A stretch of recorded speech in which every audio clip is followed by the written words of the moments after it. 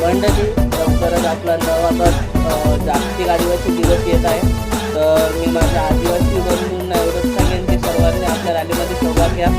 त्याआधी तुम्हाला मागच्या वर्षीचा काही क्लिप दाखवतो. जय जोहार, जय आदिवासी.